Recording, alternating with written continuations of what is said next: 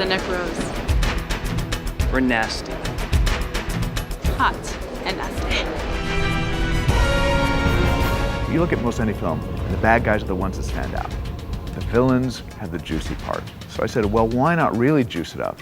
You could have a whole movie of villains. How good is that? I guess to explain the Necromongers, you have to explain the Underverse. The Underverse is a place where war is constant, where war is the norm. The Necromongers have discovered the portal to the next verse, as they call it. And when you die here, you can be renewed on the other side if you've accepted the Necromonger faith. Convert now, or fall forever. This is the sixth regime of Necromongers, and they're coming to the conclusion of eliminating the tribes of man throughout the universe.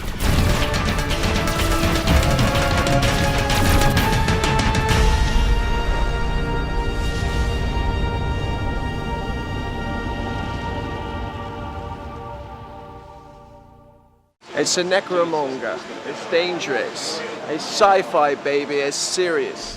I think that when you're going into the sci-fi realm, you want to do a dark film. You want to keep it as real as possible, and you want everyone to see it. We're gonna find the Riddick, and when we find the Riddick, we're gonna kill the Riddick. Do you understand what I'm saying? We spent a lot of time in this movie characterizing our bad guys, and as a result, you kind of get to like them in a weird way. Don't get me wrong, they're bad people, but there's these human touches that make them really special, and they're very unexpected. We really have a soft spot now, huh? We're really there. So, be a Necro today. You too will be as happy as I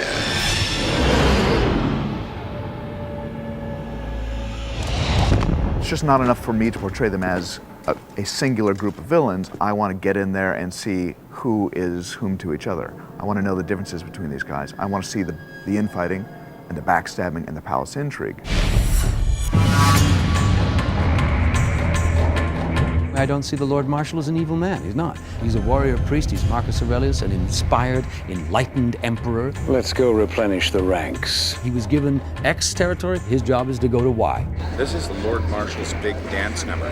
He trails down with his cape here, just comes right out, sings "Luck Be a Lady Tonight." And action camera. Lord Marshal is an extremely confident character, and there are very few actors I've met that are as confident as Calampior. I'm gonna go down and kick some serious Helion ass. I mean, I'm not. I'm gonna send Vaako, but, you know, the music will swell when I smile gleefully. It's been a long time since I've seen my own blood. Cut. David wrote a wonderful script that I could see instantly off the page. I know exactly what he wants. He's very specific. He doesn't mess around. There is not a phrase extra. So it gives you the impression that he's going to want this biblically reproduced, where in fact nothing could be further from the truth. He'll come to us, and where I think the lines are very, very precise, he'll say, you know what, I've got about 3 alternates. Do you think you could take those on board before we go? Because I just had other ideas, and what you were doing gave me another idea. Have you any other ideas? Column is sort of a throwback to film actors of old, or to stage actors. I'm here to service the text and help you tell your story as best I can. Where does he come from? Who are his people? These are the things I need to know.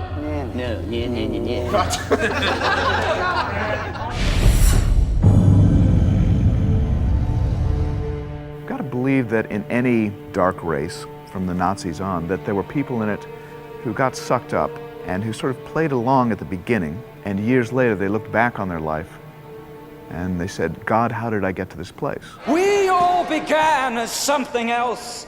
The Purifier is a guy like that. Good. He's the bishop to the king, he's the clerical figure, he's, you know, the initiator, converter, the purifier. Purification meaning taking away pain. Converts. They learn how one pain can lessen another. There was a kind of zealot in the Purifier that allowed him to go this far into it, and he became a very austere cleric, if you like, and a master over pain, and went a long way into it. So these are all things that I created in order to make it real for me to live with and play. Linus has a tough job. He's got a lot of explaining to do in the movie. And yet he does it with a real clarity, a real dispatch, and he helped me deepen the character, the pathos of the character. So this is your chance. Your chance to do what no man has ever done. Linus has one really good ad-lib in the story, and this is him deepening the character for me and for us. The line is, "I've done such unspeakable things." In the name of a faith that was never my own, was never my own.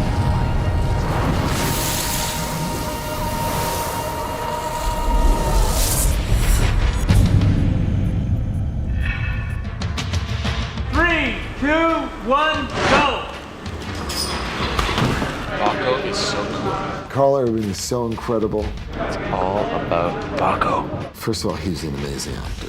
I want to be Vaako. He will tell you more about a race of people than, you know, a whole room full of writers would have ever thought of. He researches his characters to that degree. Wait till Chronicles of Riddick 2, Revenge of Vaako.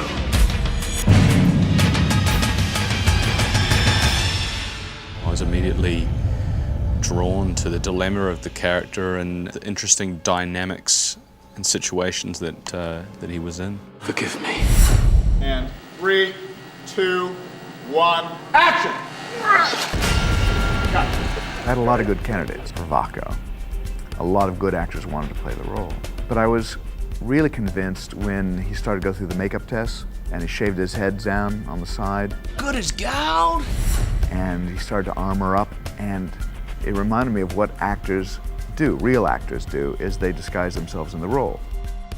Vaako's goals and his aspirations are simply to serve the faith as best as he can in order to achieve his goal of exiting this universe and claiming his rightful position in the Underverse. Obedience without question, loyalty till Underverse come. His personal backstory is that I got sucked up when I was 6 years old, and I've never questioned it up until now at the age of 30.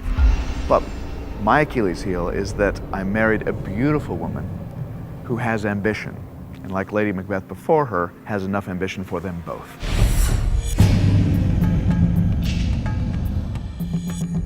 She's stunningly beautiful. The kind of beauty that makes you want to be on the same set that she's on. Let me show you the way. Kind of beauty that makes you knock on her door just to check on her in the morning. She wants more for her husband because she sees such greatness in him. You can keep what you kill. That is the Necromonger way. She is a great Machiavellian character, manipulating from behind. Now! Kill the beast while it's wounded! I liked her unashamed lust for power, and I mean, it's pretty gross, really, but that seemed like a lot of fun. Watch your step and your face. David, he must be crazy, right? How coy was she? Watch your step. I mean, you read this and you just think, oh my goodness, where has this man been? But it's been really fulfilling bringing those characters to life, because one of the great things about being in a kind of futuristic movie is that you've got nothing that you're tied to, so whatever you bring to it can work. The more you resist them, the greater the damage will be.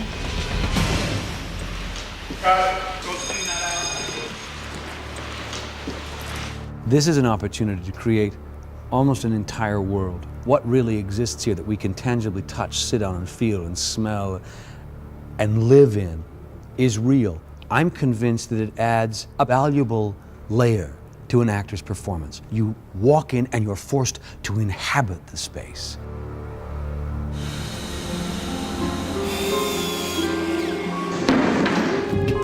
Francisco, what we can do is, you see up there at the keystone, do some kind of a crack, not too deep, it's just, you know, the stone just kind of, yeah. Holger is the person that takes these concepts and creates, you know, real environments out of something that we just talked about. And I really didn't know what to do at the beginning. I knew early drawings and I saw Gothic elements, and I just knew instinctively it's not where I want to go because I've seen it. It is nothing new. So here I am at the beginning of the Quasi Grotto. What also helped a lot is talking to Mr. Tui is he enjoys talking, he enjoys explaining, so that helped me tremendously. Before, after. One point it hit me, I said, wait a minute, there is something that I haven't seen in movies. It is very European, the architectural style of Baroque. It happened to fit the Necromongers in aesthetics, but also in a certain heaviness. They're an old civilization, and within the design we see elements that have existed maybe thousands of years before. The basilica is almost like a tomb that carries around the necropolis, which is like a cathedral which has been built possibly thousands of years before. The most important thing, obviously, was to create a feeling that looks antique, but is not. It reminds you of something that you might have seen, but at the same time it looks strange. When these guys arrive on the scene, the audience should know that these are the bad guys. They hold a specific style, and we're trying to get a balance between history and science fiction without these guys ending up looking like robots. So the entire movie is created on stage. Everything is built down to the doorknob, which of course is, a slight headache we went through because each piece has to be created. A shape has to be developed, details have to be drawn, construction drawing have to be done, and of course everything has to be built and textured and painted. And then you give the bronze little edges and stuff, nice and necro. So we're talking like what, 45 minutes drying in the sun? Because we're going to shoot it today, that's the good news. The building of the sets and doing all of the wardrobe was an enormous undertaking. There are a million moving parts when you build sets this size, and you have to fill them up with people, build wardrobe for them, and you can't pull anything out of stock because they just don't have any necro armor anywhere. I don't drink wine. The costumes are extraordinary. You have only to take a glance at Tandy Newton as she passes by in this wonderful metropolis-like Art Deco, elegant, sexy, yet frightening thing. The intention of Dame Vaako was, you just don't know what it is she's wearing. It's just all of one. And I think that we succeeded, truthfully. What Ellen wanted to do is show you everything and nothing all at once, which says a lot about Dame Vaako. So the costumes are what she calls mockadile. So it's like skin, incredibly tight, even going right down into my fingers, so you don't know whether it's skin, whether it's like, it's stuck on or what it is. Riddick is now armored up to take on the greatest of battles. Every major actor was body cast on the film because these are custom-made armor pieces, and everybody's body is different, everybody's head, shoulder width, size, arm length is all different, so everything is customized. Don't piss with me, man. I might take a souvenir from you know what I'm saying? The secret is to be able to keep it light enough and believable enough so the actors can wear it. Actually, real armor weighs about 75 pounds. Ours weighs about 28 pounds. We get the maneuverability, we can do stunts, and that the actors can wear it for a reasonable amount of time before we have to pull them out of it. This is the finale of the film. Alexa's character has transformed from her earlier self into a necro. I love challenges, and I saw this as a remarkable challenge. So Vin's traveling, so we'll go in and add all our little bits. It was a huge film with endless possibilities for the makeup department. I think the quasis are probably our wildest look in the film. Well, I like long walks in the park. I'm looking for that special someone. The quasis, of course, were pieces covering the complete torso all the way down to the waist, because that's actually the only part we see is from the waist up on the quasis. We met off the internet. We had 10 makeup artists for 5 quasis who would take an average of 4 hours to do full body prosthetics. Then they were put in their pods and covered in a sheer sort of gauzy black material that was soaked in a wet goo. So a horribly unpleasant experience for the actors actually doing it, but very effective on camera. We've entered the Riddick. Ready and fire! It is a theme of design that carries through all the way into their nicely curved pistols and guns. They do have a Baroque feeling. At the same time, they have details of machinery. Oh, look, it's making noises. I think it's going to explode.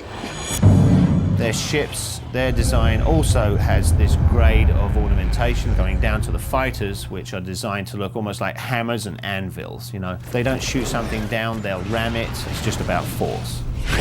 Their weapons are gravity-based, which is a whole new idea. So they're not ballistic, they're not laser beams, they move gravity, and that's how their ships move, and that's kind of why they are such a powerful, conquering army. And when you think of these Necromongers as having projectile weapons, guns and missiles and what have you, the Necromongers still choose to use axes and war picks and daggers.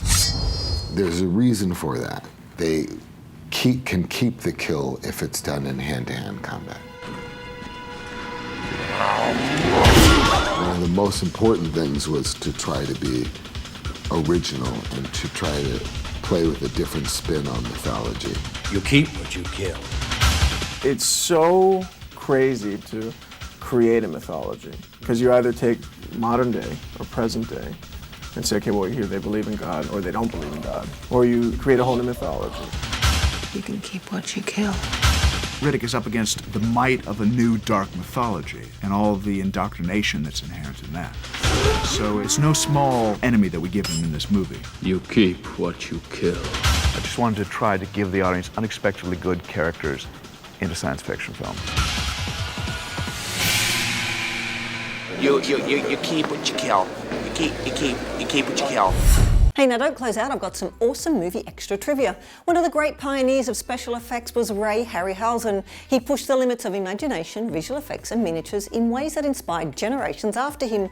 One of his most famous moments in film was a scene in Jason and the Argonauts, where the hero had a sword fight with 7 skeleton warriors. The scene was done with stop motion and took 4 months to complete. Now, do you like my shirt? You can get one for yourself in the shop section under the video.